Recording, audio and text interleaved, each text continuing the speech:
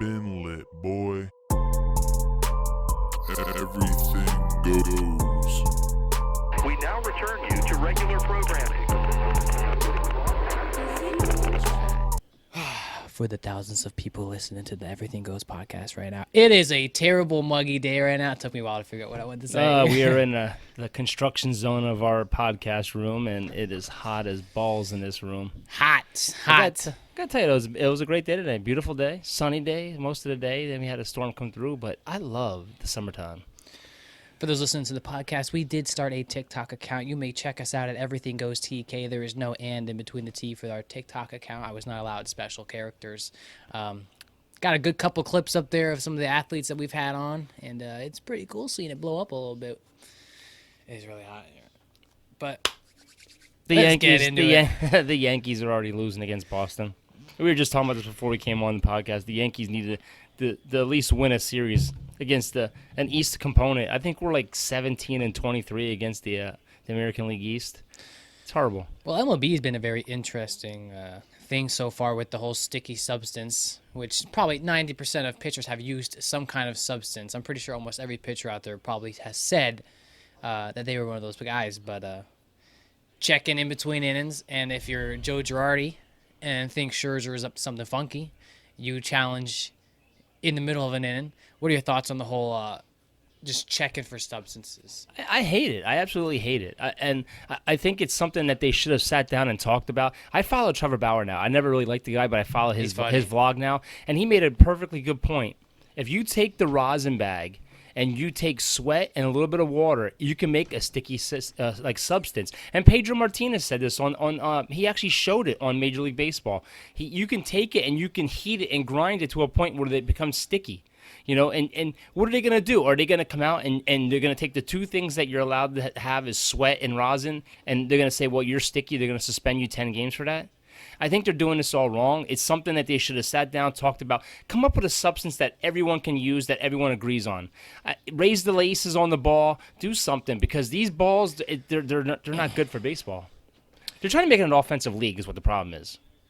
You seem to have a little anger coming out. Oh, I do. I just hate when you make rules in the middle of a season, and I'm tired of all the change. Like Yeah. they're talking about changing the pace of the game again. It's just like just let it be baseball. There's a lot of players that are coming out and saying pitchers should have some type of substance, especially when you get into October baseball. Like, who wants a 95 and plus fastball high and in? You know what I mean? Like, there should be something.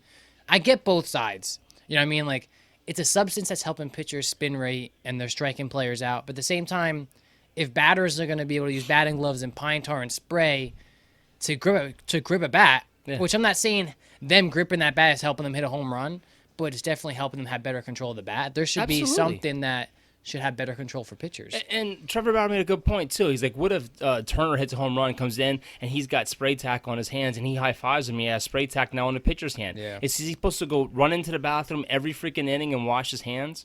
You know, I just don't like how Major League Baseball is policing this, you know. There should be some type of universal bag in the back that everyone uses. Scherzer was frustrated. Sergio Romo was frustrated. Sergio Romo actually pulled his pants down at Texas Stadium.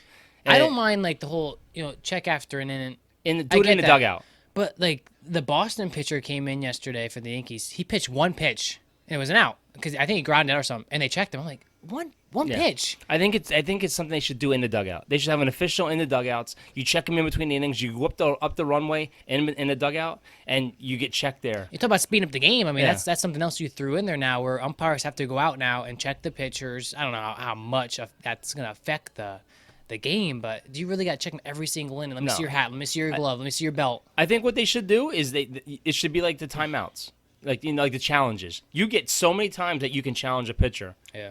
And that's it. But my thing is why now? Why now? Why in the middle of a season you want to mess with something like this that's going to aggravate a lot of people? You know, you have guys claiming now that you're changing the way that we pitch. The balls, again, Major League Baseball keeps messing with these balls. Raise the laces up. Give them something to grip onto. Stop making the balls smooth. They're supposed to rub these balls in real well, but you know what? It's not working. These guys don't have grip. Do you want someone throwing a 90-mile-an-hour fastball with no control? Like Chapman, too, you know what I mean? Yeah. I've seen a TikTok where they're zooming in on this catcher's glove. I'm almost positive it was Gary Sanchez, us being Yankees fans. and he's up on at the mound. You know, and they hold their hand in front, and you can see like all this pine tar in the catcher's glove. I was like, that's smart as a catcher. Like, yo, here's like. Actually, but that wouldn't work because umpires check. They're checking the ball. They're checking their fingers. Yeah, I think that was just for the catcher to have a better grip as far as catching the ball. But it's an interesting thing. I just don't like it because they went from the rosin bags to them using suntan lotion and stuff like that for tack, and now they did go to a substance now that spider tack is like military grade stuff. I just think MLB should come out with a universal. Some kind of solution, something that they can do where they approve it, you can use it, and that's the end of it. Either that or, like Trevor Bauer said, have a machine that actually shoots the balls through a spray thing that actually makes them a little tacky to give these guys a little bit of control. I agree.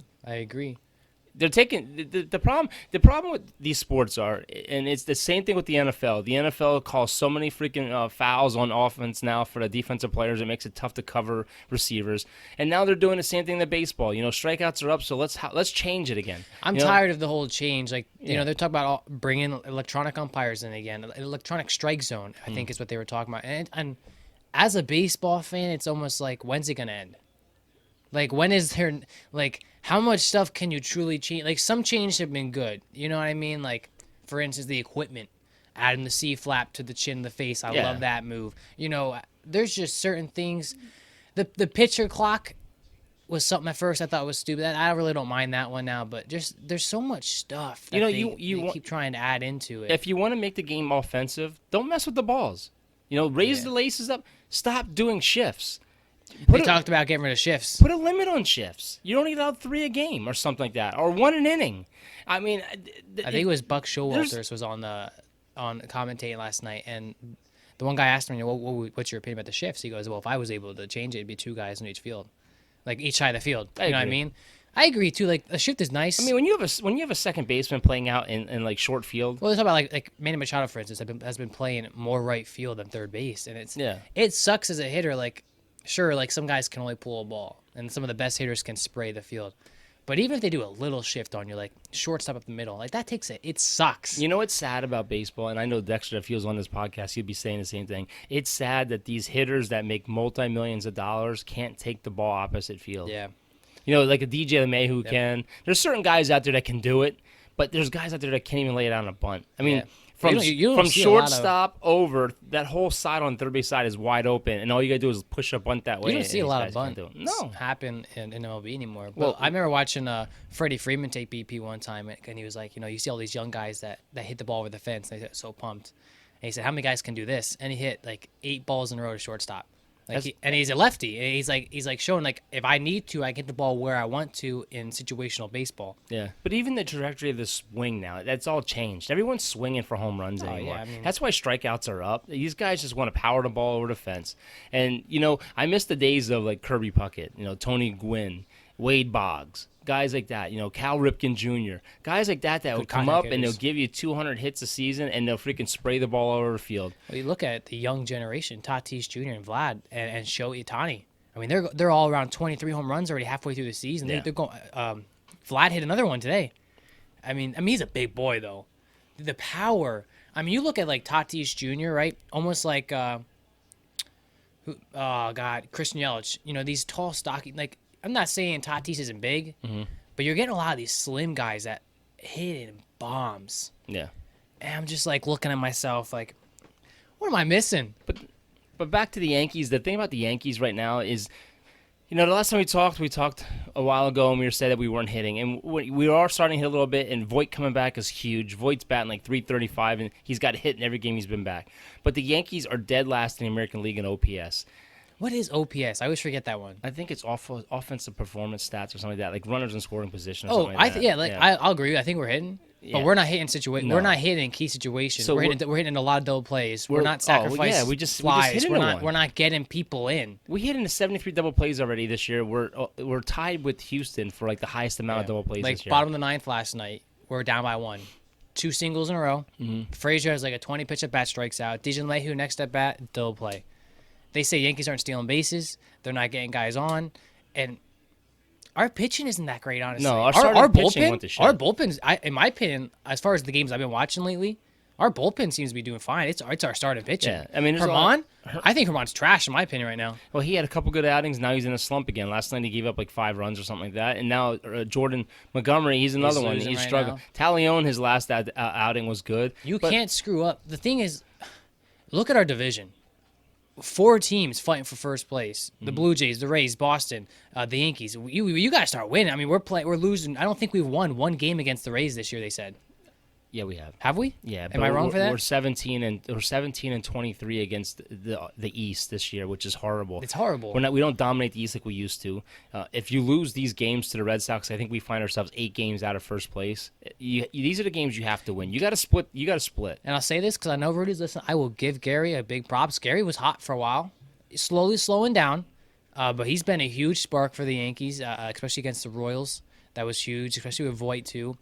Well, he saved us from saved us from losing the second game. But we never have a lot of guys hitting at once. No, and that's the problem. That we're not putting it together. DJ's struggling this year. They were. I don't think DJ's struggling too bad. They were talking about Torres. Torres, his first 2 seasons, All-Star both seasons.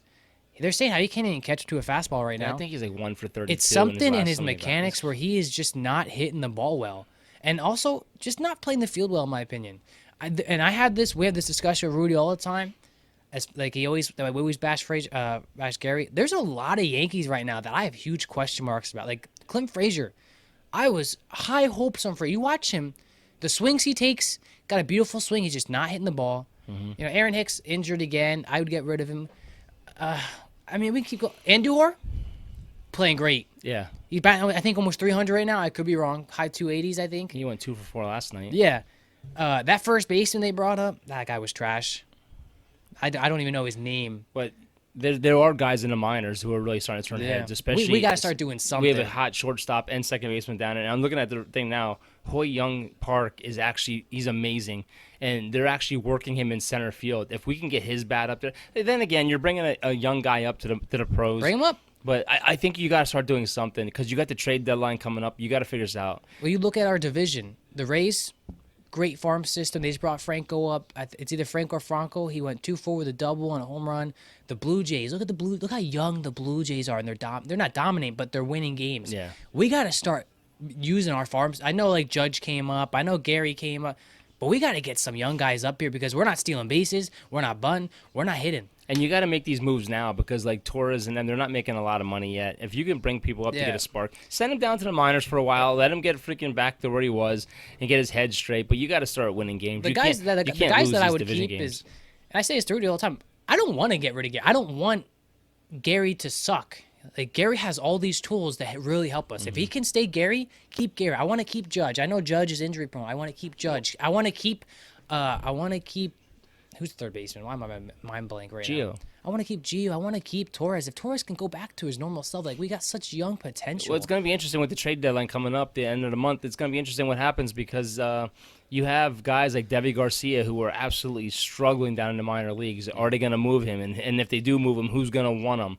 What do you think about the talks of us trying to trade for Scherzer? No. I would have wanted him 2 years ago. No, I don't want Scherzer because he's older. They're going to want a lot for him, and I don't want to give up a lot for him. I would have wanted. There are guys out there that I would go after, like there's that Fulmer in Detroit, and I went low. I'll take second tier pitching. Second tier pitching might be first tier pitching in the Yankees. Yeah, so I'll take like a Fulmer, and there's a couple other guys that are out there that I'd be interested in. They're talking about Kyle Gibson down from Texas. The whole Scherzer thing is Scherzer still good. Don't get me wrong, but like. I mean, Scherzer's one bad injury away from, I'm not saying he's old, but for baseball, he's old. But the thing is, you're going to have to eat that contract. Yeah. They're going to put them, we're close to the luxury tax. Yeah. So it's going to be interesting what the Yankees do, what they move. They're talking about Adam Frazier for the Pirates. They're talking about second baseman. He plays second base and outfield. He's having a great year. But they're saying that we're in competition with Boston for him. If Boston gets him, man, because they'd never replaced, Jackie Bradley Jr. Yeah. They never replaced him. Look, he can play outfield, right? Yeah, if they get this guy and put him in center field, it's going to be lights out for the Yankees because Boston's legit. Everyone said that it's early in the season, they're not playing nobody, but Boston's really playing really well. Everyone thought Boston was going to go downhill because they got rid of Betts. Yeah.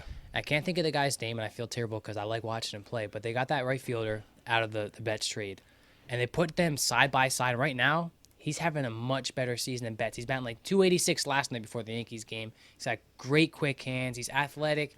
They interviewed the coach for Boston. What do you know his name off the top of your head? Cora. Yeah. And because he didn't play last year with a suspension, and they asked him, what would you do in your free time? He watched teams like the Rays, or some of the other teams. He was watching like the top 3 teams, like San Diego. And he said, as I'm watching these teams, you see a lot of athleticism. Wow. Athletic players, right? They got Kiki Hernandez now in center field. He's fast. He's athletic. He play infield. Yeah. You see the game evolving where you got all these athletic guys that can play multiple positions. They can steal. They can run. It's the same way I used to coach. And then you look at the Yankees. Guys around. We have all these power hitters where nobody can steal. I think the only guy, like Tyler Wade, comes off the bench once in a while to run. But I thought that's such a good point. You get these young guys that look at San Diego, for instance. San Diego has so many guys that they move around. Besides Tatis staying at short, Machado staying at third. They have a second baseman that floats around from second base to first to outfield. They have such a great, talented team. They just swept the Dodgers. That team's on fire right now. Well, I'm not trying to toot my own horn, but that all the mom and dads out there that I used to coach your kids, that's, when you got mad at me, that's exactly why I did it. Because when you're in a situation where you need a player to move and go, but hey, Johnny's not just playing shortstop today. He's going to play shortstop. He's going to play outfield. He's going to play second base. He's going to move around. Because the more you learn, the better off you are. I'm happy that I was taught how to play different positions because, like, you can catch, you can pitch, as you a can play coach anywhere. on my own team now, like, if someone doesn't show up or if I got to put myself, I could play anywhere I want to. You know what I mean? I can pitch, I can catch. And not toot my own horn, but I could play decently at almost all those positions. Absolutely. And I always hated when we were younger when one guy only wanted to play at one position. Yeah.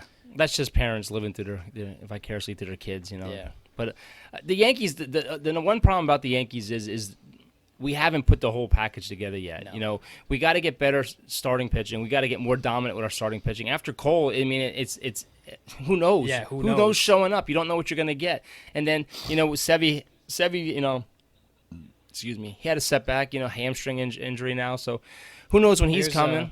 Clark Schmidt, he's to show you how bad our pitching is. So Garrett Cole, 2.33 ERA. He's our best pitcher. The walk to strikeout ratio was amazing. I think he had, I could be wrong, but he had like 93 innings pitched, something like that, and like 15 walk. It could be a lot lower than that. Yeah. And that's amazing. Next guy, Montgomery, 4 ERA. Herman, 4.3. Talion, 5.18. Yeah, it's horrible. Kluber, is Kluber even back? No. He's got a 3 ERA. They're saying August. King, 4.05.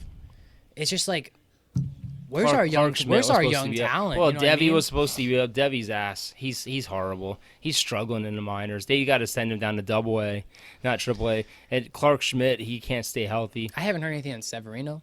Oh, he just had the hamstring injury. So, he's been throwing, but who knows what's going to happen with him. I watched Britton come off the mound yesterday. He threw and looked like he grabbed his hammy right away. I honestly think they should make Jonathan Loaiza make him a starter. What's his face?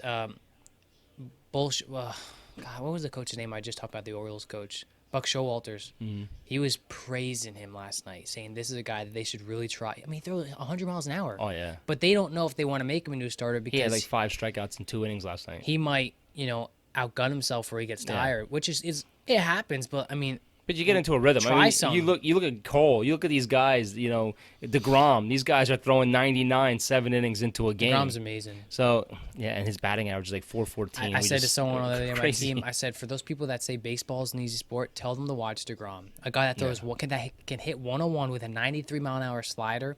You're gonna tell me that's not hard. I want you to go. His ERA is under 0.5. Like, he's making his way to possibly be the best pitcher in history of baseball, which is crazy. I'm trying to see real quick what the scores of the Yankees game right now. It's still it's 3-0. So the Yankees are back to it again. So it's frustrating. To watch, it really is frustrating because I miss George Steinbrenner. George would have been freaking firing people like crazy by now. He would have been trade deadlines were amazing with George Steinbrenner. So it's gonna be. We have 4 guys batting above 250. Yeah, it's nuts. But anyway, let's talk about the Sixers. We got to get into the Sixers quick. The Sixers absolutely laid an egg again in the playoffs. They could have wrapped that season up several games in after a couple late debacles where they were up 18, up 25 in the second game, and they ended up blowing them. The whole Ben Simmons thing. I'm not for getting rid of Ben. I mean, don't get me wrong. I'm frustrated with Ben Simmons, but we drafted him knowing he couldn't shoot. I think Ben Simmons got cold feet. Yeah. He stopped doing what he does best, driving and getting in the lane and creating a problem. But there's more problems Then Ben Simmons with the Sixers. This is also, you think about Ben Simmons, this is a Philly fan thing. Yeah. Philly, people need to remember during the season, when Ben Simmons and Embiid played together at the same time, when they both weren't injured, our team was elite. Yeah. Ben Simmons had a great season. Goes into playoffs, has a lays an eggs, absolutely happens. I don't want to get rid of him Shot yet. like 32% from the foul line. I think he lost his confidence. Yes, he was definitely. not powerful into driving into the rim. But like Charles Barkley said, I think it is time to sit down with him and say, I need you to try and shoot. He does it in his workouts, and I don't get why he doesn't do it in the game. I get it could be nerve-wracking. But you don't want to miss with the Philly fans, but to get rid of Ben Simmons, not It's yet. ridiculous. I don't want to get rid of him yet. I'd love to get McCollum for that trade. Yeah, But I want to go get like Kyle Lowry. I want to go get someone that can bring shoot. Lowry, and Lowry would help. And if you Get can, Simmons if you out can of the move point. Simmons from the point guard Yeah. and have a little guy control, because like having Seth Curry this year, you think Ben Simmons scores 10 points that last game, we win. Oh yeah. Because Seth Curry and Embiid went off this playoffs. Yeah, but you know what? Another problem with the Sixers is, and this frustrates the hell out of me, is why is Joel Embiid getting the ball so high out in the paint? You know, he's out by the three-point line. He's out past the foul line, getting the ball and trying to post up from there, and then trying to drive in. Get your back against the backboard. Get down deep, where you catch it, and one move, you turn and you shoot. I mean, he does that. I don't mind Embiid taking threes anymore because he makes them a lot. The thing I don't like is when Embiid gets under the rim, he loses the ball a lot. I think that's the biggest takeaway people need to look at with the Sixers is our turnovers. Absolutely. We're almost ridiculous. 15 during one game. Yeah, but you know what? You too? get rid of those turnovers. And Ben Simmons, you don't really need to give Ben Simmons a jumper. Like, if he would practice his free throws, we win those games too. You know what I mean? Like, there's so many other things to point out besides Ben Simmons can't shoot. That's why you guys doesn't But lose. you look at game one. Game one, we started out bad. We finished strong. Yeah. Game two, game three, we shot over 62% from the field. Yeah. We were amazing. That's game seven. We went on a stretch where we were missing shots, going down, taking one shot, missing. You know, Curry wasn't Danny sharp Green right away. going down was yeah. Tobias Harris missed a lot of freaking easy shots. Joel Embiid missed a lot of easy shots. We left the door open for Atlanta, and you know what? You can't do that. Especially, what was that, like game 4 when we pull our starters with a whole quarter left? Yeah. Another reason, too, I don't want to get rid of Ben is you look at the young talent we have. Thibault, great defense, Yes. can shoot. Maxey. They put Maxey in at one point almost the whole game. There's a lot of young guys, and even Shake Milton, I'll throw him in there. There's a lot of talent. But I feel bad for Shake because Shake didn't get a free shake. You know, he had that game where he went off. Yeah. But then when you take a player and you sit him the whole game on the bench and then you bring him out in the fourth quarter and say, "Here, try to help us." Yeah. I mean, it's hard. Yeah. I mean, you're cold. There's so much more to go in rather than just pointing the finger at Ben. I mean, Ben is, and Shaq has a good point. You can't go game 7 saying, "Yeah, I just wasn't," like, 2 games in that you're our second best player. You can't have a lack of confidence. You have to drive into that rim, make your free throws when it counts. And not to mention, we were like the second best defense in the and it NBA, did not show. and it did not show. Didn't show at all. You know, I don't. The play calling has to change. You know, we don't create. My thing is, and I'm going to keep stressing this. Joel Embiid, when he gets the ball so high out in the paint and he turns and tries to dribble past people, it's annoying. Get your back to the backboard and just post up and dominate down there. And to talk about a positive too, like, I thought we had a really good season compared to the past 3. Oh, yeah. Finished first in the standings. I thought Doc was a great coach for us. Great defense. I thought that just everything went well. Obviously, playoffs is a different story. I just hope that Morey guy, the GM, does not shake this up. I just really hope he doesn't. I think we still have one of the best teams in the East. Look, if you let Danny Green walk, then you got to bring Lowry in. Yeah. I think if you bring Lowry in, I let would him take be our Lowry. point guard. He can give you 20 points, 15 assists a game. That's what we need. He's kind of like that, like, dirty, like, Yeah. tough play guy. I feel like he'd fit in Philly. The only thing I couldn't stand too about these games is, dude, the fouls, man. Oh yeah. Every time someone it's goes annoying. to the rim, it's a whistle blown. It's annoying, and especially they're for ruining it. Game 7. Like, Yeah. let him play it out, man. Yeah, that's one of the things everyone was posting on Twitter. Game 7 was horrible as far as fouls. I mean, kid both you teams not, were in foul trouble. that whole first quarter, I swear, every time somebody went to the rim, it was a foul. And I'm gonna applaud the NBA because I'll tell you right now, I cannot wait when they implement this new rule. And then they're actually looking at tape of Luka Doncic and whatchamacallit, Trae Young. Dogs, that Steph Curry unorthodox Steph Curry shot. does it. It's gonna be an It's- offensive you, foul. You fake a 3 or fake a 2, and they jump. The defender jumps, and you jump into into him. them. I hate that. And you know what annoys me about Trae Young? And oh my God, I wanted to freaking punch the TV screen. When he does that fake where he flicks his head back like somebody hit him, Yeah. I want to pull him by his nappy hair and just throw him to the ground. Listen, I really do. As much as Trae Young is the villain, You got He's to. That great. kid's 22, He's great. and he thrives on the road. How do you think that Dallas Mavericks feel? They passed on him and took Luka over. Like in New York, when he was sitting there and they were yelling "F Trey," you know, and he's just sitting there like taking it, like, yeah, it's like he feeds off it, like, keep doubting me, keep doubting me. I think that's what annoys me too, because he's so freaking smart for being so young. Yeah, you know what? And it's so frustrating watching him play because when what's crazy is most games he played with us against us, he was quiet the whole first half. Yeah. Fourth quarter comes around, it's like it clicks. Like, all right, we need to win. True story, and Ty can vouch for this because I went nuts the night it happened. When Trae Young during the COVID put his number out there, live feed on Instagram. Live feed. I got a message, and I was laying in bed watching a Sixers game the one night, and I got a message from just a random number, and it said, "Come check me out live on Instagram" or something like that. And I messaged back, "Who's this?" And he goes, "It's Trae Young." But right when he wanted to text him back, it's like when it went to an automatic phone number, like, hey, like, text this word. So I was like, get "Oh in my line." god! He didn't realize what he was doing. Yeah, and then I jumped on. I was like, "Oh, come on the podcast, come on the podcast, come on the podcast." And then I got to the point where I just stopped answering anymore. But I got lucky that one time. Second, man. But Trae Young, you got to applaud him. Yeah. You He's know, a good as much as he annoys me, and that little floater that he does, and then he sets you up. He drives and sets you up and does the alley oop to Capella and a bunch of other give players. the Hawks credit. The Hawks played well. They got blown out last night. When I looked, it was like It's tied 100, series 100 to 1-1. 61 at one point. The It was first game bad. one against the Bucks, though, he shook Schoen's ankles and he stood at the 3-point line for 5 seconds and went like this. He made it. Well, they have the weapons on that team. They really do. They have Collins is great. Collins is really They good. got great shooters on that team. There is a little tension on that team from some of the rumors that were out there. But Trae Young, in game one, he was the youngest player, the second youngest player to score 40 and have at least 10 assists in a game. Luka Doncic was the first one to do it. My biggest takeaway with, though, was Seth Curry stepped up Yeah. when Ben Simmons didn't. Yeah. Like, he went off those final 2 games especially. Yeah. And I love to see that because That's what we need. We need more 3-point shooting, better three. I mean, Tobias Harris, like, he was there. Corky, he had a tough couple of games. Yeah. Korkmaz was freaking lights out in the first round. Second round, he was okay, but he missed a lot of open Like I said, shots. I really wouldn't. I'd get rid of some of the backup guys like Boston Scott. I'd let him go. Yeah. It's not Boston Scott. It's Mike Scott. I always mix him up with the running back. Him. I'd bring in Lowry. It's gonna be interesting to bring Howard back. Depending on, I'd I was bring gonna say, Howard back. depending on what free agents are out there, I'd bring Howard back. Howard can give you 10 and 18 boards. He reminds me of Dennis Rodman. I He's like all Howard's over the glass. Attitude towards the game. Yeah. Like he wants to win, and I like that. I agree. I like the squad that we have. I really do. Even though it's tough to see Ben not shoot. Like everyone's always like, "Yo, Ben's not good. He can't." Ben can get you 30 points without shooting. And it wasn't there in the playoffs. At the end of the day, he didn't show up for playoffs. During the regular season, he averaged 18 points, 10 rebounds. It's like if we would have got that, it's like a football it's team over. having the best defense in the league, and they just don't show up in the playoffs. Yeah. You know what I mean? Like it happens all the time. It just sucks Well, that it's always our teams. The good thing about Ben Simmons is he's bypassing the Olympics. He's not going to play in the Olympics. Yeah. He wants to work on skills, so he's going to work on foul shots and everything like that. He answered his media questions pretty well too. The thing that scares me is the Sixers were at that pre-draft combine, and Ben Simmons' agent showed up there to meet with the Sixers. That kind of scares me.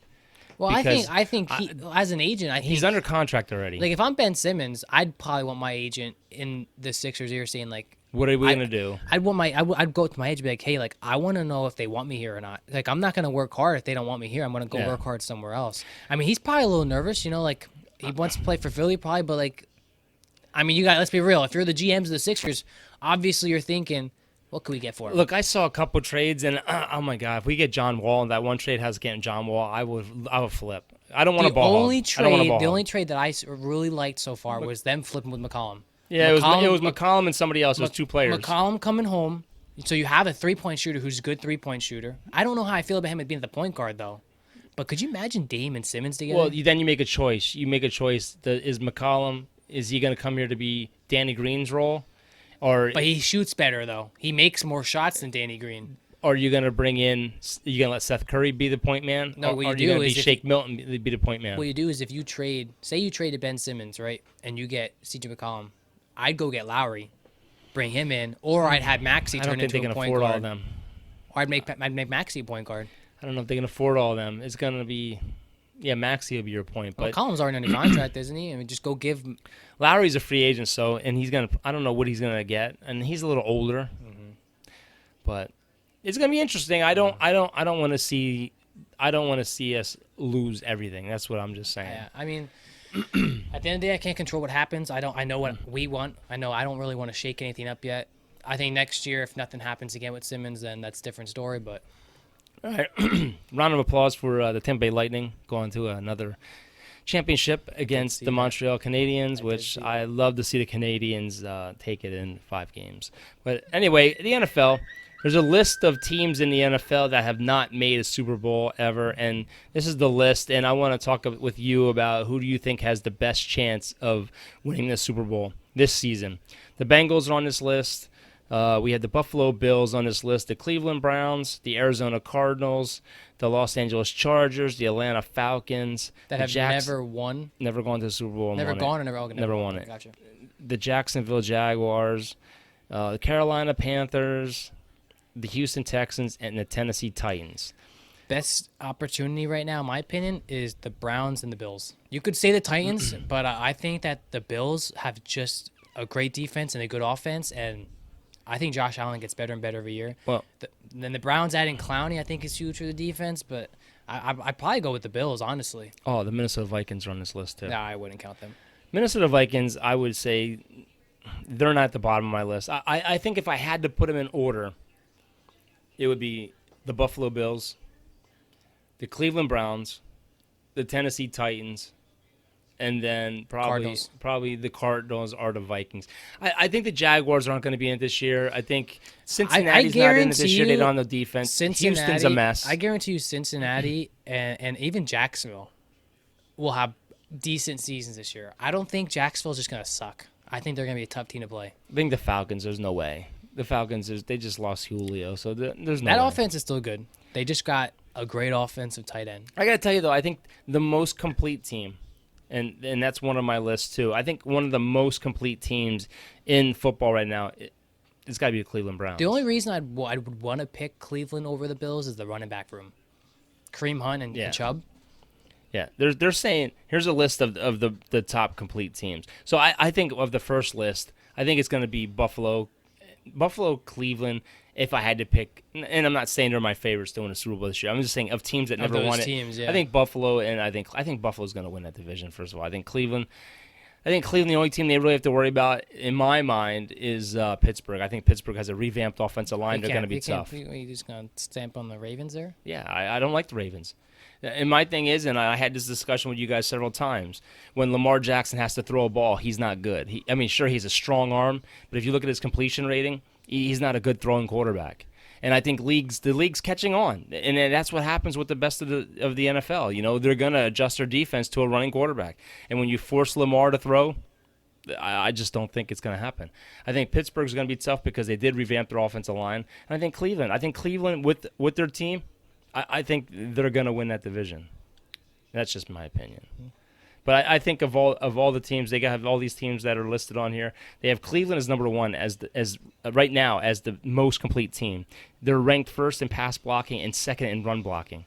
You know, they got probably the best running back duo in the NFL. They're getting OBJ back. The defense, they got Miles Garrett, Giovanni Clowney. They got Tack McKinley, Malik Jackson. They're just loaded. They're loaded. They have Tampa Bay second. I saw an article today that was like, every one player, every team should trade right now. And I wanted to see what Dallas. I didn't get to see the Saints because that's right when we started. Dallas's number one was Jalen Smith. I would do that. They have Jabril Cox. They have Micah Parsons. I like Van Der Esch. Van Der Esch is gonna play his ass off like this him. year. He's looking for a contract. If he doesn't get signed with Dallas, I would take him to New Orleans. I know he's got that neck injury, but I would take him. But they didn't pick up his fifth-year option, so he's playing for a contract. Proving it. I would. I mean, look, don't get me wrong. Jalen Smith was second in the league in tackles. 1 year. Yeah. So that doesn't make him a good linebacker. He's still not good side to side. I don't think he's quick enough. He still has that dead leg. And one of the Dallas's problems, and I'll take this to my grave. Dallas's problem is we never invested in a fat boy. We talked about this with the Armchair podcast. They never invested with a fat one technique defensive tackle. We picked up 3 of them this year. We finally have guys that weigh over 350 pounds on that front line. And then when your offensive line is blowing away our defensive line and getting into the secondary and blocking your linebackers, it makes the whole core look bad. Yeah. But even Sean Lee didn't look good last year. Sean Lee, he's old, but he's still a smart He's not football with guy. Dallas anymore, is he? No, he retired. He's a smart-minded football player. But you watch, and I keep saying this. If Dallas's defense ranks in the top 10, they're going to Super Bowl. I'm not gonna lie. NFC Championship, possibly Super Bowl. I was thinking like Dallas is the team to watch this year. Dak coming back Dude, from their an offense injury. is gonna be stacked. Yeah, it's the defense that get a couple games in the season, see how their defense rolls. The Giants is still a team that I'm high on. I was looking at I don't know if you've seen the videos of this, but Jameis Winston, the crazy workouts he's doing, and you see the people he's working out with. You know, like sometimes Michael Thomas, all of our receivers. And I'm like, what's Taysom Hill? Who's he working out with? Because like, if I'm Taysom Hill and I'm seeing Jameis Winston working out with all these starters, that doesn't look good. You know what I mean? Like, who are they gonna root for? Yeah. I'm excited. I mean, it's like I think it's 70 days, something like that. Yeah, well, camp opens for the Cowboys July 21st because we play the Steelers in that Hall of Fame game. Yeah. But the top 5 most complete teams in the NFL right now. Number 5, the Buffalo Bills. Number 4, the Chargers. Really? Number 3, the Kansas City Chiefs. Number 2, the Tampa Bay Buccaneers. And the number 1 team, like I said before, is the Cleveland Browns. They put the Chargers in front of the Browns? Yeah. Herbert's good. And Colin Thompson, we're trying to get you on the pod. That's on Carolina. I know. Trying to get him on the pod. I'd like to ask him about that division. It's a tough division. What division? Your division. Yeah. Chargers, man. I'm just... Chargers going to be good. That Herbert, he's amazing. He's good, but He's I couldn't amazing. name one receiver besides Keenan Allen. He's amazing. Well, I can look real quick. It's just like the Bills, in my opinion, have set. The defense, the offense. Sure, they could use another receiver. They have Mike Williams, Jared Cook, Jared Cook. I mean, he was good, decent with the Saints. Trey McKitty, Jared Cook had 2 huge... Hunter Henry. How about Jared Cook, who played with the Saints the past 3 years, went to the Chargers? Oh, Hunter man. Henry's gone. That's right. What Trey did McKinney's going to actually Where fill did that wait, void. wait, wait, where did Hunter Henry go? For some reason, I thought Atlanta, but I don't know. No, he went somewhere where The we New were all Eng- like, New England Patriots. because New England started picking people up. Remember that? Yeah. That's crazy. Yeah. But their defense, Darwin James, Joey Bosa, those guys were all Oh, their hurt. defense is always good. Yeah. Yeah. So, Herbert was amazing last year. NFL also just passed that whole for next year that you could wear your alternate helmets. Yeah. That's gonna be sick looking. They were showing pictures of like Jalen Hurts wearing the old Eagles helmet, Tom Brady and Gronk in the old. That's assuming that Tom Brady doesn't retire after this year. But dude, they said imagine like oh god, that's the running back for the Titans, dude. I can't. Imagine Derrick Henry wearing the old school jerseys and the helmet. So let's talk about real quick before we. I don't know if you're getting towards the end of this, but the Madden cover comes out where it's Tom Brady and Patrick Mahomes. They're just sitting on the bench. So many people are talking about ugly and stupid this. So number one, Patrick Mahomes was on the cover like 2 years ago. They were like, how are you going to have an MVP in Rodgers and the season that Derrick Henry has had, and neither one of them are on the cover? Instead, you have 2 guys sitting on a bench staring at a screen.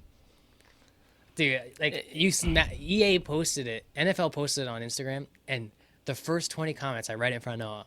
This sucks. This is the stupidest thing ever. Like, I don't know why no positive comments on it at all. Well, the great thing is if the Madden curse lives on, those 2 teams won't be going to the Super Bowl. That's true. So, maybe it's a blessing that Aaron Rodgers isn't on. I'm going to tell you right now, Aaron Rodgers just renewed his golf membership in Wisconsin at the country club there. If he comes back and he plays again this year, you thought last year was amazing? I think, they're saying that next year would be the optimal time to get rid of him. Oh, I guarantee you, man, he's going to put on a show. He's going to put on such a big show. He's going to have teams lining up for him next year. If I'm that franchise, I don't want to get rid of him. Like, I'm bound. I'm not bound. I had this conversation with someone the other day. I said, imagine being a new coach like that guy was a couple years ago, trying to coach Aaron Rodgers. You really think you're giving that guy demands? Like, if you go in the huddle and say, Aaron, this is the play we're going to run. Like, say it's like fourth quarter and I'm playing the line. Like, this is the play we're going to run. You think Rodgers is going to agree with you? Like, do you think Rodgers is like, I'm going to that huddle. I'm calling my own play. He is. Like, imagine, what are you going to do, bench him? Like, imagine being a new coach and going to coach LeBron. You think he's going to listen to you? Like, you know what I mean? Like, that must be so hard as a coach trying to coach someone that good. Like, I don't know. I don't know how I could do it. Like, imagine going to try and coach Tom Brady. Well, it's going to be exciting. I mean, it's going to be really exciting this football season. And if he does, like I said, if he comes back, they're going to win that division by 2 games, 3 games maybe. He's gonna be on such a tear, and he's going to go out there with. I could see him throwing 50 touchdowns, and he's going to go out to prove a point. Jordan Love's been looking okay. I heard his first practice that he looked terrible. Yeah. And they were bashing him. And then his practice after that, he was throwing Yeah, dimes. but Noah had concerns too. We were talking about, was it Tua that threw 5 interceptions in one practice? For one, it was torrential downpour. 2, that doesn't mean anything. That's when you want these guys to try new things, to try to make throws that you're not going to try to attempt in a game. I don't care if you throw 10 interceptions. This is how you wean out certain plays. We're going to run this play, and if you throw... Look, Dak threw 3 interceptions into one thing. It happens. I mean, the only people that keep track of that are these guys that go down there and, they want to make a big deal out of it. It's a story. Tua throws 5 interceptions. Big deal. Yeah. Big deal. As long as he doesn't throw it week 1, who cares? Throw 10 in practice. True. Try to make throws that you're not going to be willing to attempt. I mean, if you build up your confidence, maybe that's a throw you make in a game. That's true. So it doesn't bother me. Training camp is what it is, but do it. Sad Do it. knowing that this is my first mistakes. season, man, without Drew Brees. Yeah, that's all right. NFL just posted. You can watch him commentate on CBS. It's just weird, man. Like knowing like that was my last time. They just showed on NFL on the Instagram page. They reposted today the video someone took of like it's Drew Brees standing on the field after the game. And he's like chilling with Tom Brady, and Tom Brady's showing to his kids, and it said the happiest ending for a GOAT.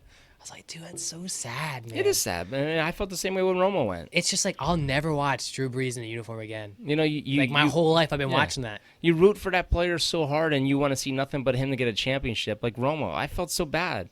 The Cowboys did him no justice. He had great offenses, never had a defense to help him. Like when you think New Orleans, the first thing you think about is Drew Brees and the Saints. Not me. I think of the Dome. Yeah, but when you think of that dome, like who do you think? You think Drew Brees. I think of a team that stole the "Who Dat" chant from the Cincinnati Bengals. Cincinnati Bengals use "Hate Who Day." All right, that's stupid. Don't matter. They couldn't. Even Who come does up it better? They couldn't. How They couldn't even come up with their own chant. A dome that's so old. So old, like Yeah, beautiful. the dome's gonna be silent this They're year. putting beautiful suites on the bottom floor right now. That's all right. They're copying off the Copying Cowboys. those. Copying off the Cowboys. Listen, when Reggie Bush came in there, how many people do you think that stadium holds? 80,000, 40,000, 50,000? No, I don't know. Is it like 80,000? Maybe. He comes down, he Maybe puts 50,000. I don't know. Puts his fist down. They're all chanting "Who dat?" and you probably can't even hear yourself. Where's the Who Day at? That crowd ain't Look, loud. and I was there when they wore Bags over their paper head. bags and stuff. I remember when the Saints season was so bad, I drew a bag on my head. Yeah, I on remember. Snapchat. Bobby Hebert and Dalton Hilliard and Ray Jackson and all that crap. Man. But you know what? I'm excited. I'm excited for football season. We're actually looking in flying down for a Cowboys game, flying down and flying back the same day. That'll be interesting.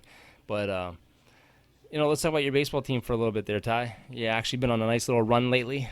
Oh, I think the most difficult part about coaching is these past 2 weeks and tomorrow is like 15 guys on the roster, and usually I only get like 10 or 11 to show up, so it's easy. Bench 2, rotate them in.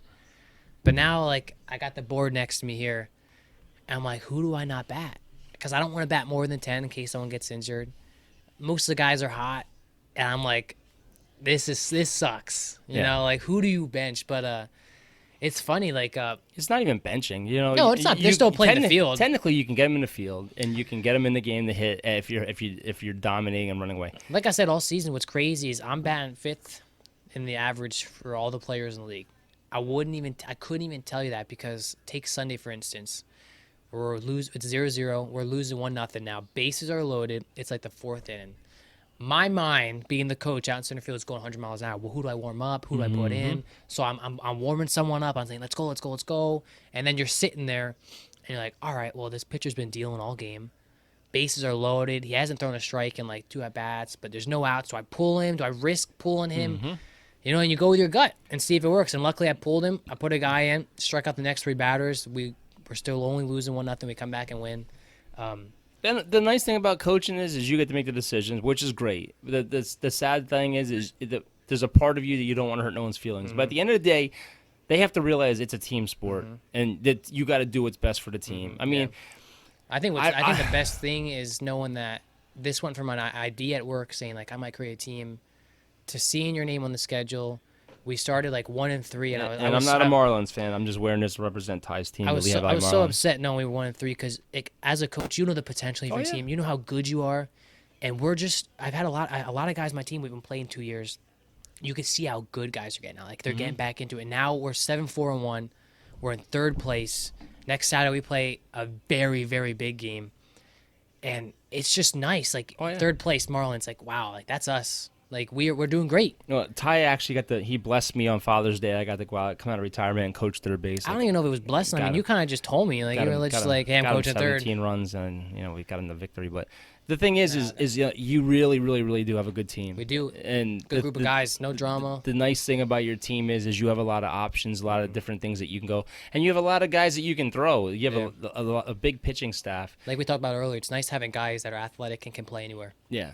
Like my shortstop's out this week, so I know I can play anywhere in the infield, and I can move Will. Will's going to play short, I'm going to play second. The message I have for you is just go with your gut. Don't put friendship in front of it. I mean, at the end of the day, you're all friends. But I remember the biggest thing for me that used to drive me nuts is when you had a game plan. It's out the window. And your starting pitcher doesn't make it to the first inning. I used to chew Dexter's ear off. What do you think? Mm-hmm. And that's why I do to Gibby. I go, what are you thinking? And what I are you used to thinking? bring. And he goes, I don't know. You're the coach. I used to pause games, bring guys in to start warming up. I've done that. Yeah. Just to get things I ready. think of everything that you've done. Like I've called time in a game. I said, blue time. I'll have someone come off the bench, play the field. Go warm up. Yeah. Just in case. Just in case. But that's the nice thing about your team. You have that option. Yeah. I feel like that gets a pitcher going. Like I used to hate when I'd be on the mound and I see you pause the game, bring someone. I'm like, oh fudge, I'm about to get pulled. Got to start doing better now. The thing is, you got to remember though, is you're not just a coach. You're I don't want to say you're a father figure, but you're more than just a coach. Let's just put it like that. And you can't you got to go with your gut no matter what. You got to stick with it. If it doesn't work out, it was your call. And like the nice thing is like I said, is your team is starting to gel and play well. And like tomorrow's game. You talk about game plans.